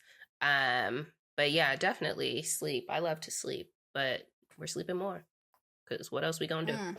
If we're awake, we're probably gonna spend some money, and we shouldn't do that. Right? Like, sit your ass down, do something else. How is anxiety a good thing? Well, I mean, I feel like, and I don't know if this is correct, so, just run with me. I feel like anxiety helps, like, from a survival perspective. Like, at some point in time, like, it was a rush of feeling to bring you into your, like, awareness that, like, there's something that you should look out for, or there's something that, like, might be dangerous, and so you should be, like, aware, right? Like, I just think of, like, the antelopes in the jungle, you know what I'm saying? And they just be like, like their antennas are raised, like, is there a lion that's gonna eat me right now? And I feel like that is kind of like, I don't know if it's anxiety or just like adrenaline that's coming through them, but I'm just like, that is letting them know that they should do something, right? So I think that your anxiety is letting you know that, like, you should be aware of something or doing something just to, like, look out for yourself or, like, to protect yourself. So I definitely think that there's, like, good reasons to, like, have anxiety, but I also think that, like, you can feel anxious, and it means that, like, you are, I literally had it in my mind, but it's almost like, sometimes you're anxious, like, before you, like, go on stage and, like, do a performance or, like, give, like, a speech, like, you might be feeling anxious. And I just think that that's, like, I feel like there's goodness because it means that you care. It means that you want to do a good job. So I think that, like, if you are feeling anxious, it means that, like, this is something that's important to you. And so just, like, remember the things that do cause you a little anxiety because perhaps it is something that, like, you care about. And so if you were anxious about it, like, before, maybe it's like, you want to be, like, prepared and you'll study and, like, you'll run your lines or your practice, or, like, I think that, like, having that anxious feeling is setting you up for, producing your best result. Like, it could. I think that anxiety helps me now that I'm learning to listen to myself as far as my emotions. I've kind of realized anxiety does protect me. In certain aspects, especially when it comes down to people. I realize if I'm more anxious around someone, it's for a reason. Like, you feel, like, for instance, there's a guy I'm a little anxious around. It could be, you might just like them, you have a crush, but also these quote unquote butterflies, I was taught that butterflies are not the best thing to have sometimes, especially if you want a real relationship where you're trying to be with someone or you want to, you know, look into them romantically, because you're going to always like put up an act. Not an act per se, but more so like you're going to act differently than what you normally, do. You're going to go away from your normal baseline because your senses are heightened because you're so excited.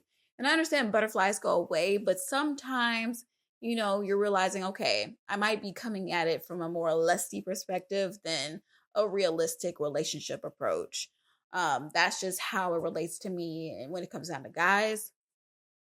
And then even just on a relationship level, as far as how I'm interacting with people, if I'm anxious because of how you normally react to me, I might have to just understand you may not be my people. You might not be my person. I know at work, I hate starting new jobs because I'm always a new person. So I'm always on 10, like, I have to say hello, not come off as, negative and just like, hey, how you doing? How you doing? Be more friendly because I am the new person coming in. This is your territory. I'm the new kid on the block. But I've realized like if I'm more anxious around a particular person because of how they normally receive me, that's probably not someone I need to be around. And I need to pay attention to that and just kind of like back away. I notice when I am listening to myself and back away and not really give too much energy there, it works out for me. And sometimes the person even comes around and actually like wants to get to know me more because I pulled myself back. Like, no, I'm not going to be up your ass because something about your energy just gives you don't want to be, you ain't trying to be bothered with what I got going on, which is fine. There's plenty of people that want to do that, just not you. And that's fine. So in that way it protects me as far as like how I like deal with my relationships. I feel like it points as a signal to me, like there's something here. I don't know exactly what it is, but Yeah, and you might that's need to take heed. yeah, exactly. And that's why, it definitely can be something to either protect you, like you're saying, like, oh, like, is this a relationship that I should really be entering in? So I do think that it could be good from that perspective, for sure. But also you have to, it can get in the way, right? Like your anxiety can stop you from doing things that you would like to do or need to do or want to do. And so, you do have to manage it to a degree. So what does managing your anxiety look like? Affirmations, just like you're okay, you're all right, like just be yourself, you're okay. I know you're stressed out, like kind of talking to myself and like confirming how I feel is something I'm doing a lot more these days, and it's been good. I'm trying to trust myself a little bit more if you guys aren't hearing it. But just that affirmation, like you're okay, you're just fine the way you are. If this person doesn't like you, somebody else will. It's okay. Taking breaks, y'all know me, I'm good for going to the bathroom real fast. Like, let me go to the bathroom, let me run off to the bathroom, let me look at the mirror, let me confirm how I look to because sometimes it's just so weird when I'm in social situations. I'm like concerned about, oh, is something in my teeth, is something in my nose, like my lips crusting, like what's going on? Let me run to the bathroom, confirm how I look, take a deep breath, and walk back out. I'm good for that. I used to do that all the time, especially when we used to go out before we started drinking. And then honestly, just being honest. Like I just tell people I'm anxious. Like even if they don't know me, I'm just like, I'm sorry. Even it's so funny in job interviews, I'm like, I'm so nervous right now. But I'm here. I'm smiling, we're having a good time. Even with like meeting my preceptors and stuff like that, just being upfront and saying I'm nervous helps me become less nervous and less anxious. So I think it's relatable, because then hopefully someone's there to, receive those feelings, right? And be like, oh, yeah, it makes sense. I used to be the new person and blah, blah, blah, blah, and I think that like can create that connection and like that safety because you sharing and you being vulnerable gives them an opportunity to open up and receive you. And that's calming, right?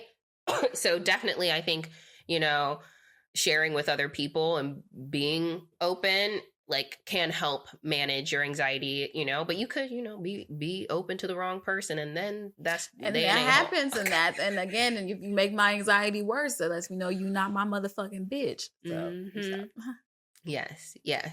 But yeah, no, those are all great ways to manage anxiety. I mean, I don't know if I have, honestly, like a technique or anything that I really like go to, mostly because, as I've shared, like, I'm like, I don't know, like anytime, often, or, you know, when I have attempted to share, and I'm going back to childhood, so it's like still ingrained in me that like it's not received. So like I struggle in that way sometimes, like to be just like, oh, as open, you know? And so, you know, it's something to work on. And I don't know why, like sometimes, you know, in different situations I can share, but it's something to really work on. But yeah, I don't really know what my like go-to things to manage my anxiety are that are positive.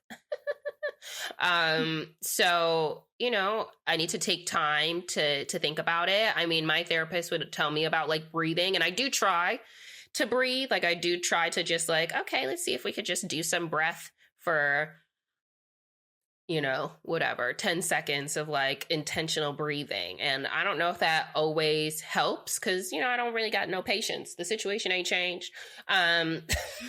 So there's that. You know what actually does help me when I'm in my hot yoga classes. I feel so good. I feel so much better after I do my like yoga classes. And I think it's probably because it's a combination of like being around people, and, you know, I like the guided practices, and like they're very affirming in the things that they be saying. Like there be sometimes where I might want to be like crying. Like I'd be like, oh my God, I can't cry in this class. I'm supposed to be doing I'm supposed to be they just think it's sweat, girl. Right? Maybe they would not notice. But yeah, my hot the wrong way. Say that again.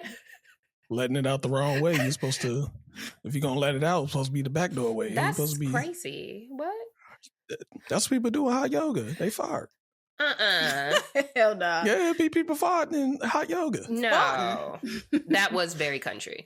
But no farts. Okay. I also like being in nature. Like anytime that I actually get an opportunity to just like, I would enjoy taking a walk. I would enjoy like being like what they say, touch grass. Okay. Like I think that can be really like a very calming activity for me.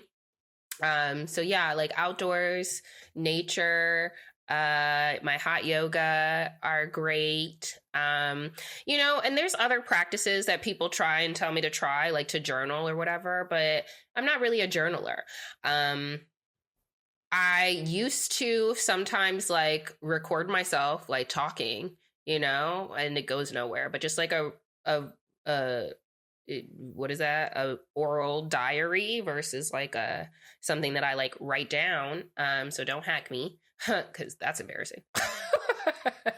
But yeah, I think that those would be like the ways that I can think of how I can do that. And honestly, I didn't go to hot yoga this week, so that could also be it. Just because of the weather. So I didn't leave and I didn't want to drive. But yeah, I should start that ish again. Boxing. I loved my kickboxing class.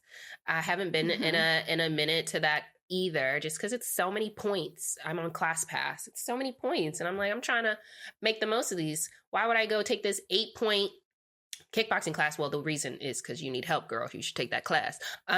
When I could take a 3-point hot yoga class. I could go to 3 yoga classes for 1 kickboxing class.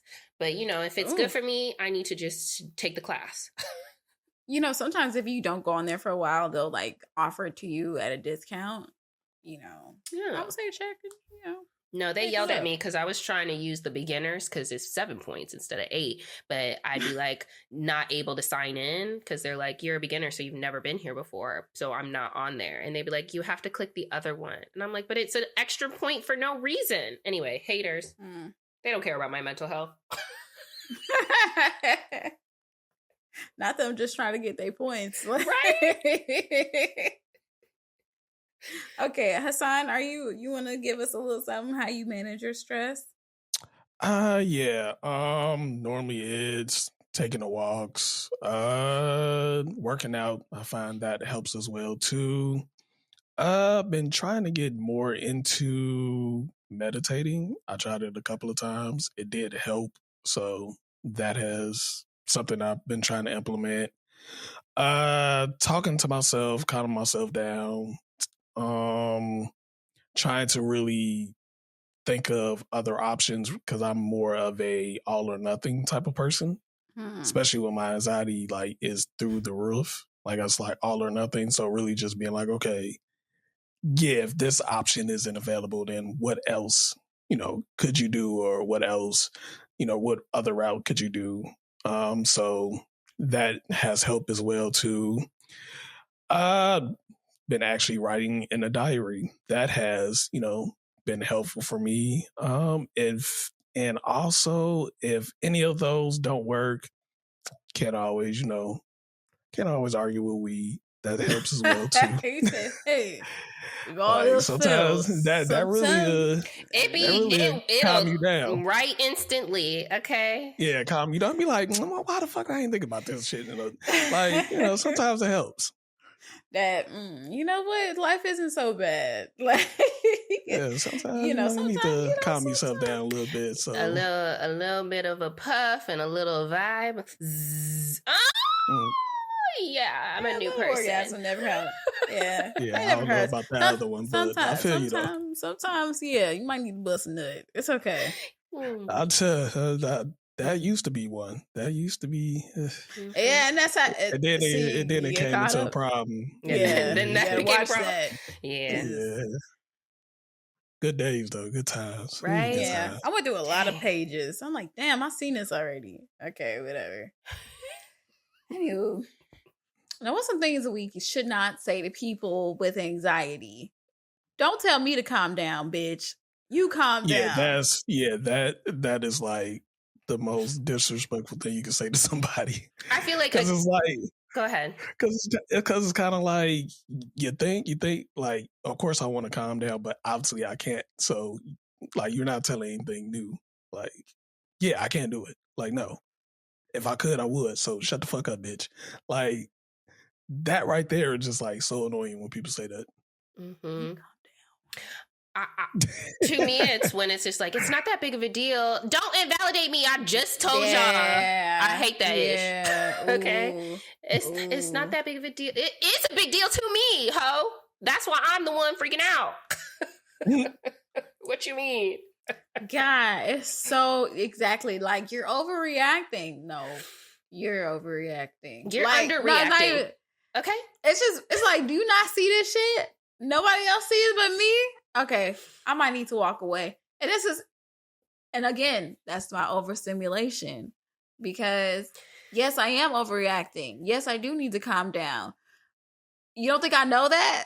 Like, it's just, just don't do that, please. So I know what actually helps. And I'm trying to be more emotionally sound, especially with my like emotional friends. And then also with like, just people in general when I'm relating to them, or they're being vulnerable with me and telling me how they feel. Yeah, stop being a nigga. I mean, I just didn't, that's where I come from, okay? Just, I'm a nigga, okay? I'm gonna tell you to suck it up, buttercup, but then I can't tell. But the thing is, sometimes that works with me too. My dad, he used to be like, I used to cry on the phone with him. I'd be like, Daddy, I can't do this. I got all this stuff going on. He would say, okay, you done? Go get it done. And then he get off the phone with me and I'm like, but then I get it done. Hearing that now is kind of like, I get it, but then it's also like, yeah, it ain't sometimes. Now, granted, he was a fire sign as well. He's a Sagittarius. Very, very much so. You're probably not dealing with it too well, but hey, it was to fire sign and fire sign. It's just like, okay, you right. All right, fuck that shit. All right, we got it. Like, but then obviously it's gonna come out some other way. I think for me, what's helping me to relate to people better, to help others, and then, I know this helps me. It's just kind of like, like frame the reality, for them. Just like I understand that you're feeling this way.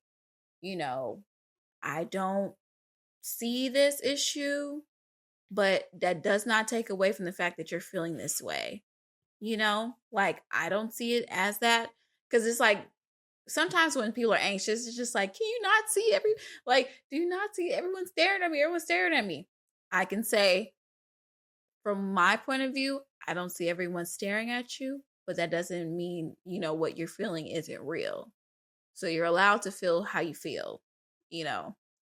Also saying the word allow, like you are allowed to feel however you want to feel, because it's framing the reality, bring somebody back to reality, but at the same time stating like, hey, you're still able to feel whatever you're feeling. I hope that helps. But no, I mean, definitely don't tell me that you don't see what I see. Don't for me.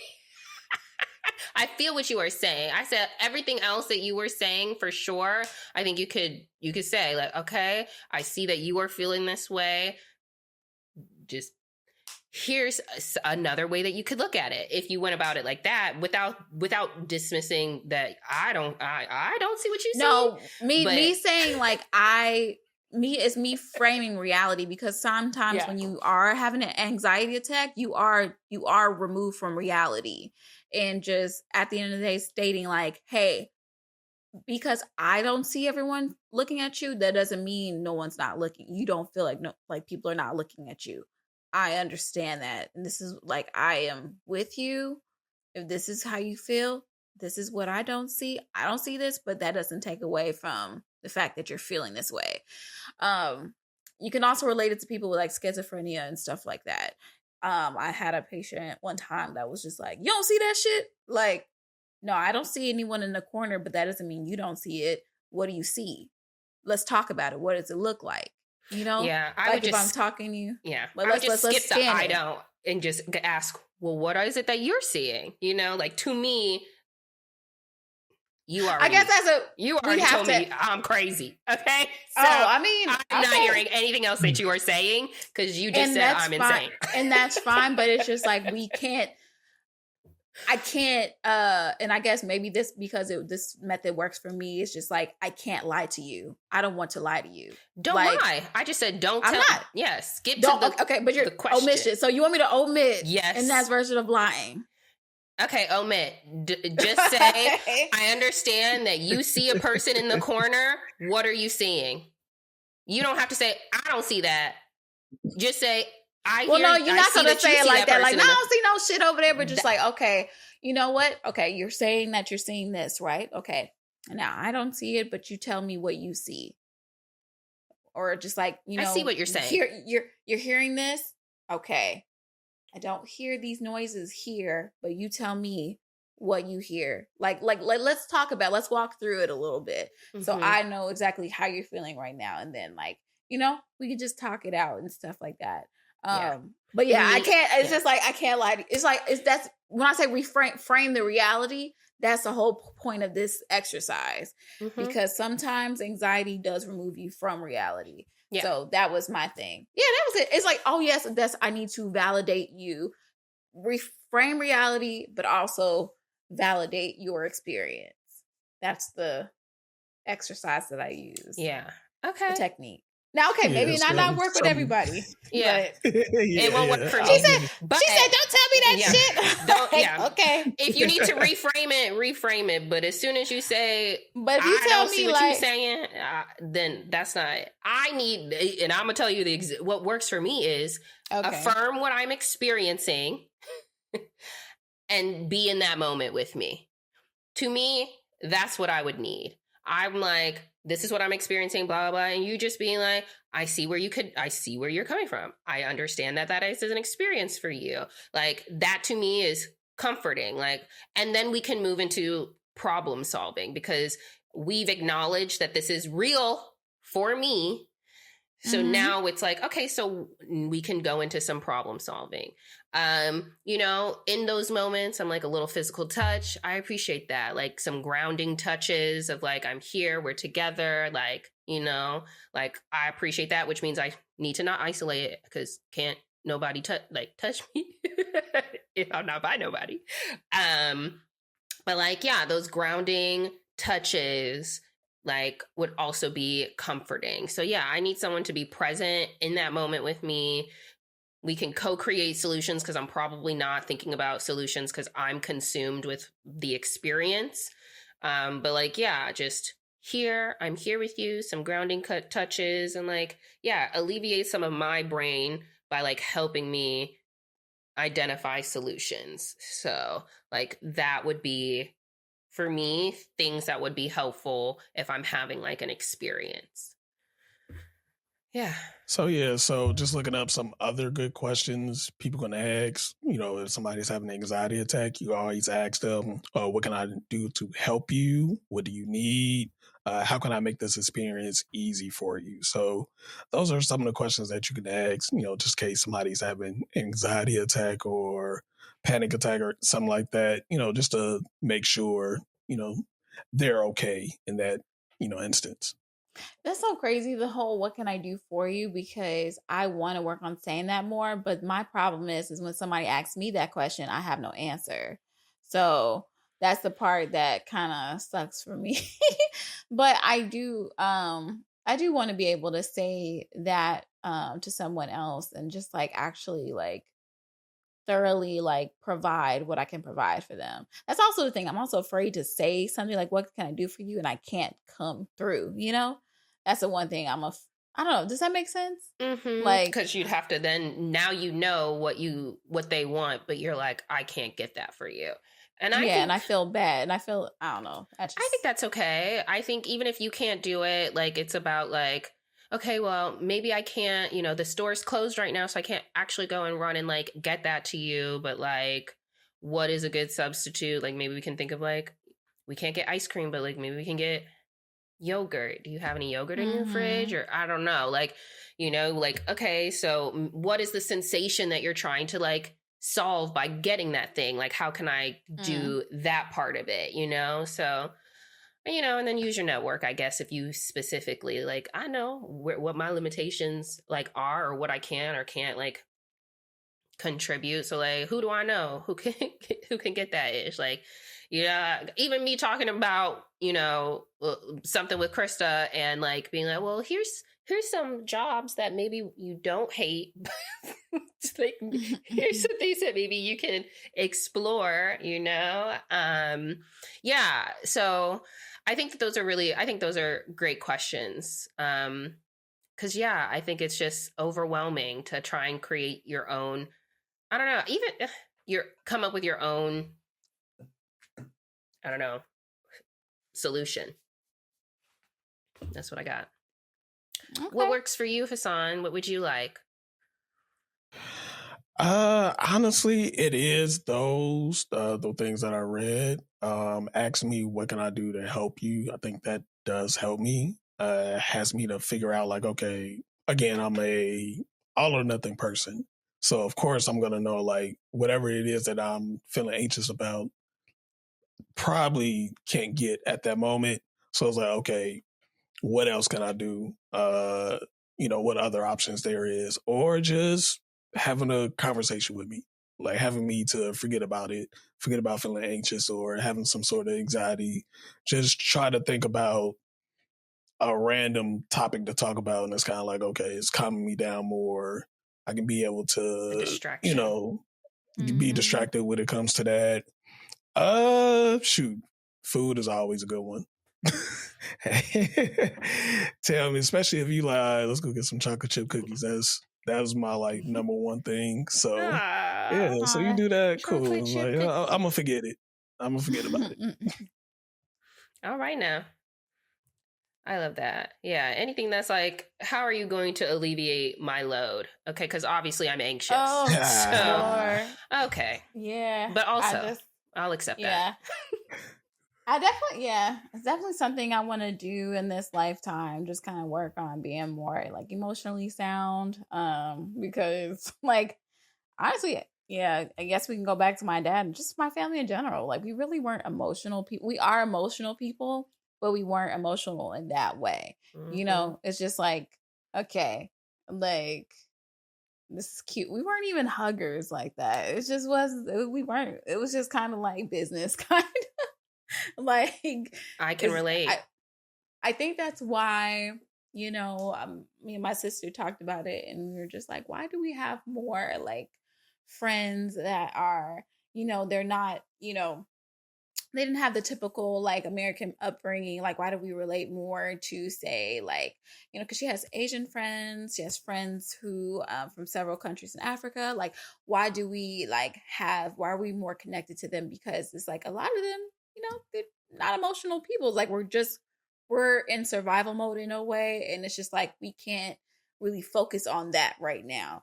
Let's get the basics together. We don't have time to explore our feelings in this way and how things made us feel, you know?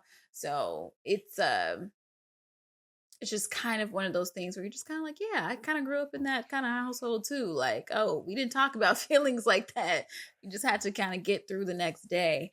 Um, so yeah, I thought it was interesting. All right. So yeah. Well, Any closing thoughts? hopefully people found that helpful.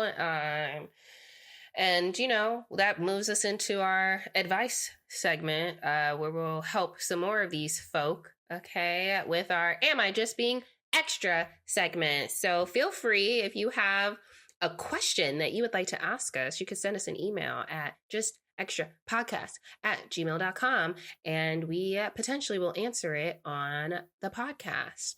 So this scenario, we have I've been with my boyfriend for 3 years and I love him. That's nice. What's that like? I'm starting to question if we're truly compatible. Oh, there we go. That's more like it. He's 32 and spends a lot of his free time playing video games. After work, he'll head straight to his gaming setup. And even after we go on dates, he comes home and plays instead of winding down together. When I'm at his place, he'll try to include me by asking if I want to watch or join in, but honestly, I'm not interested in gaming at all. I feel like a man his age should be more focused on other things, and it's starting to make me resent the time he spends on it. Am I being extra for feeling like this is a deal breaker? Sorry. Am I being extra for feeling like this is a deal breaker, or should I try to see it as just a harmless hobby? Okay. So, um, you're not just being extra. There are a lot of people that have these issues in their relationship. Like, I don't know what it is about, guys these days and video games in itself, because let's be honest, it's not just guys. There are people who really escape via video games, just like how you escape via TV shows, and some people escape through like food and like drinking and stuff like that. This is their way of like winding down and escaping. And I do think that when you are an adult, you should be able to talk, you should be able to have that human connection with someone.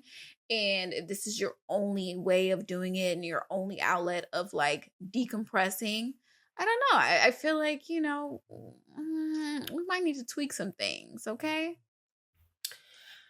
Yeah, we all have hobbies, and I think that's okay. I think that if you enjoy playing the video game, that's fine. Ain't nobody trying to take that ish away from you.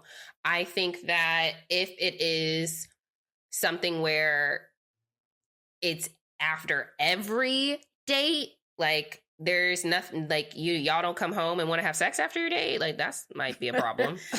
Oh. Is it after every date, or like how often is it specifically happening? Because sometimes I'd appreciate that, like, thank you, we had this quality time that was beautiful, and you're gonna go and you're gonna play your game and I'm gonna go get myself ready for bed. And I think that that's okay when it's like occasional.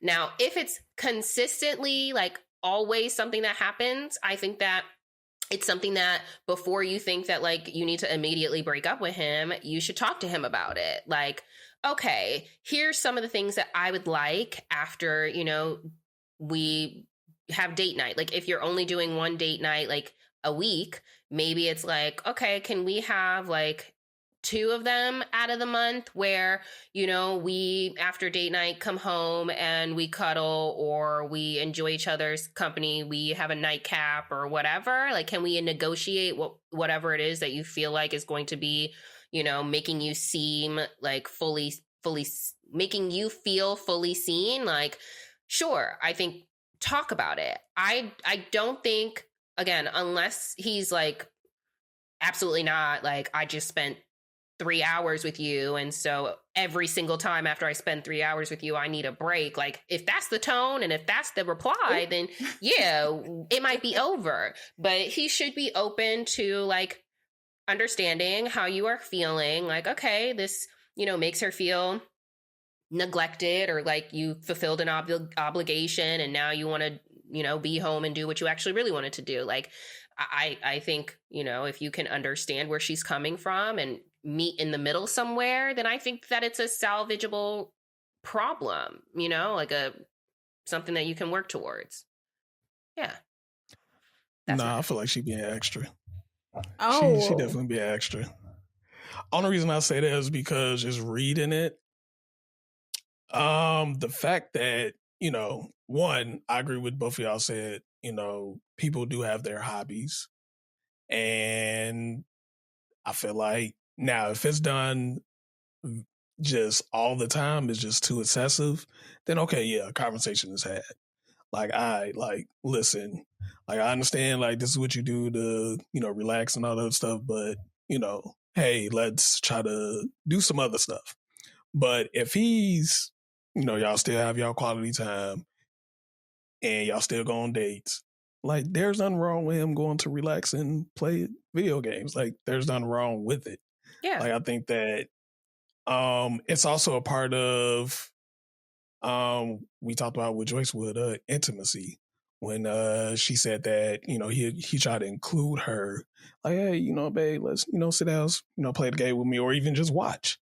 I think it's kind of like when women want to take a nap and they be like, oh, come take a nap with me. We don't be sleepy, but we kind of understand like, cool, this is an intimate moment that you like that's outside of sex. So I was like, all right, I may be not tired, but I'll lay with you, cuddle with you and all that other stuff. Or when we watch some of y'all shows, we don't be want to watch that, but we understand like, you know what's crazy? Sometimes I do. I ain't even gonna lie. I know. Some of them are good. So, and I'll just be honest with you, like, I just don't, I grew up with like brothers and stuff that played video games, and it's just kind of, it didn't bother me as much because I knew where you were. So I'm like, all right, now it's my time to go do what I want to do. I can go run off and do my own little thing and do my little YouTube and do my little stuff. And, we'll meet together when we have a chance. But I do think that if it's to a point where you're just like, I can't get through to you, or like, we literally don't have any time together afterwards, like maybe you should make a rule, like, you know what, these 2 date nights is just going to be us. I'm not going to do my thing, you're not going to do your thing, we're just going to be together and let's talk about it. Like, just give me that. I do feel like it is a conversation that they do need to have, because it looks like, because it also could be a situation where, and I remember going to men's therapy about this, the guy that was running it, he all asked us, hey, what are some things that you guys do to, when stuff is going on in your life where you just need to have a stress relief or whatever the case may be. A lot of people said playing video games, a lot of people said working out, things like that. And he asked us, okay, with those things that you're doing, is that still helping whatever the issue is? Are you still resolving whatever the issue is? So it could be a situation where, yeah, if he goes straight to it, then it's kind of like, okay, maybe it's something that he can't go to you to speak about, or he probably has, or he feels like that he doesn't have that open communication with you to speak about those things. So again, it is a conversation that needs to be had, but also I say like, yeah, if that's his thing that he wants to go and do. Now, again, depends on how sensitive it is. But if it's something like, I just spent 3-4 hours with you, yeah, I want to come home and play the game. Like, I don't want to call you after I just left you to talk about what. Like, nah, I need some time from you. Like, you have to also think about it too. Like, yeah, it's 24 hours in a day. People work. People have their other things to go through. We all communicate with each other. We text each other throughout the day and all the stuff, sending memes, stuff like that. So if we talk on the phone and go on a date, like, yeah, like, I don't have to, like, my job done. Like, let me spend whatever time I had by myself for me to do this. So, yeah, I think she's being a little too extra.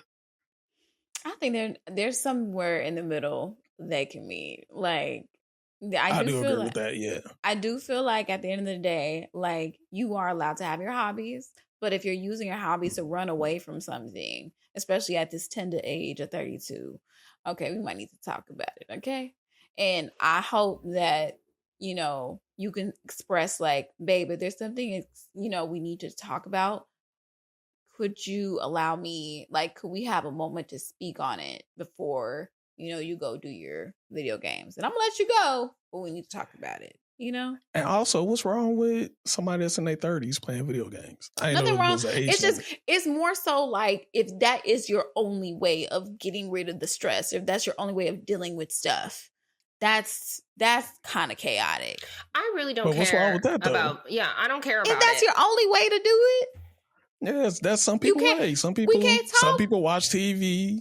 I mean, if they are talking or whatever it is. Now, if they're not talking, that's the part I'm talking about. If you're not talking, but this is just how you just go ahead and just go through the motions. Like, we need some other healthier outlets, you know? Yeah, the writer said that, you know, she wants to be able to have more of a connection after the date. And I feel like, again, y'all need to have a conversation and agree upon, like, okay, if y'all go on one date a week, can half of them be like, okay, you go home and you do what you do, and if it's video games, that's fine, and the other half, you need to communicate like what it is that you specifically would want from this person. So I think if you're not trying to have a conversation, you are being extra.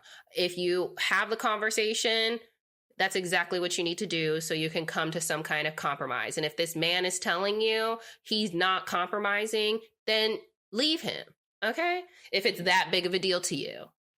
I hope we helped you. Yeah, stop being extra. Let that man play his game. You're not being extra. Talk.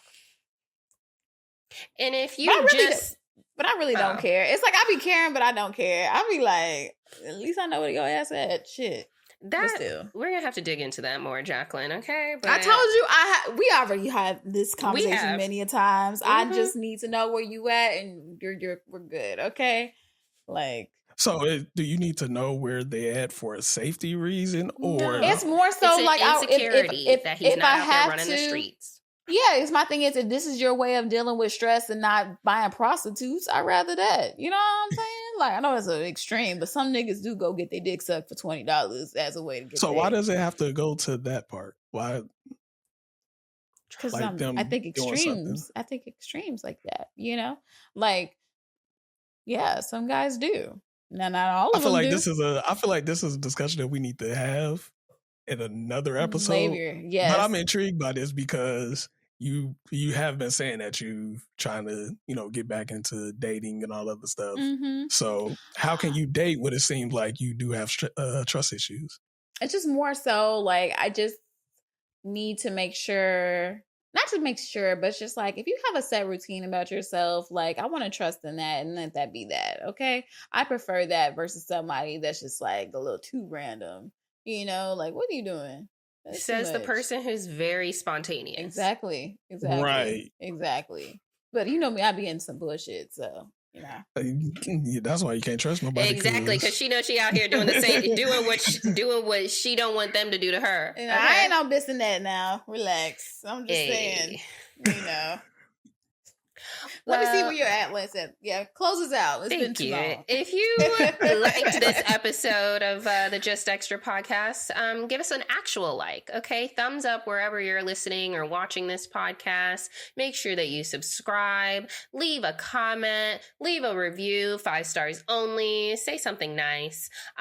You can follow us at Just Extra _ podcast on Instagram and TikTok. You can follow Jackie at All Things Jay. You can follow me, Erica, at Erica _ stay ready, and Hassan at Mr.Forbes. Is spelled out DOT. And we will see you all on the next episode. Bye. We're just being extra.